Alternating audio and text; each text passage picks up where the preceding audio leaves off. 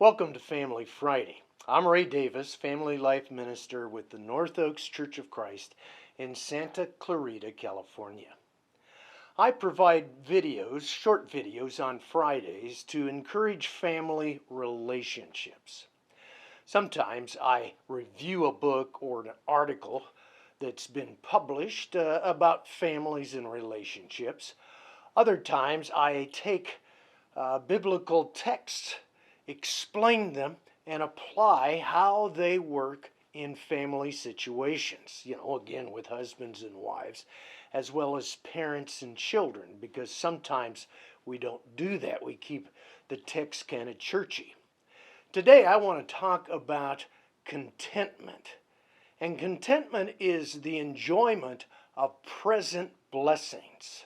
Now, a person may desire a promotion, bigger house, traveling adventures, but still considers himself blessed with joy and opportunity in the present situation without any of that. However, our competitive, consumer-driven culture does not understand the following statement of 1 Timothy chapter 6, verses 7 through 8, which says, "We brought nothing into the world, so that we can take nothing out of it. But if we have food and clothing, we will be content with these." Our culture seeks to convince us that we cannot possibly live without a particular career, house, vehicle, wardrobe of clothes and shoes, or all kinds of toys. Our culture has fooled thousands into thinking that life is miserable if the opposing political party is in power, or our favorite sports team does not win it all. The desire to have the best and the latest has led to the disintegration of more families than I care to count. Surely there are other goals more important than that. Remember what Jesus said. He said, "Therefore I tell you, do not worry about your life, what you will eat or what you will drink, or about your body, what you will wear. Is not life more than food, and the body more than clothing?" Now, what is more important than what food and clothing and possessions? It's your husband, your wife, your kids, your parents, your relationship with the Lord. So here's a great text talking about finding the balance for the most important matters. Proverbs 30, verses 7 through 9. "Two things I ask of you. Do not deny them to me before I die. Remove from me falsehood and lying. Give me neither poverty nor riches. Feed me with the food that I need, lest I be full and deny you and say, 'Who is the Lord?' Or I be poor and steal and profane the name of my God."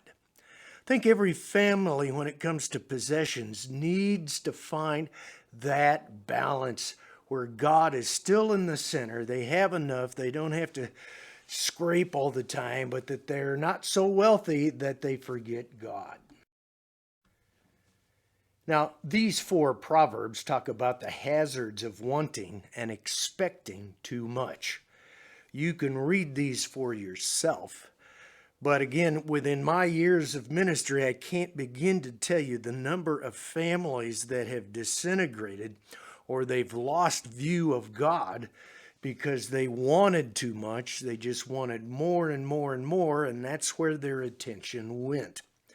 27:1 I think is important because sometimes we boast as if we're going to do something great tomorrow, and we shouldn't do that, for you don't know what tomorrow may bring. So again, the thought of having just enough to get you by for the day, and if you get a little bit more in that, that's fine, but certainly be willing to share and put your focus on your family, friends, and church. And what price can you put on this sense of peace and trust in a family?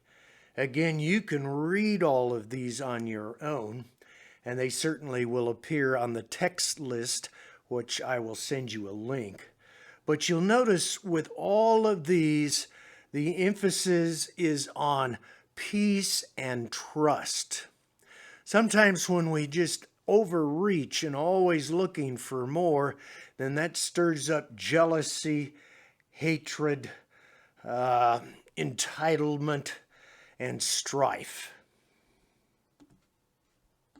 Dozens of the happiest people I've ever known did not own much, but they were joyful and contented with the little they did have.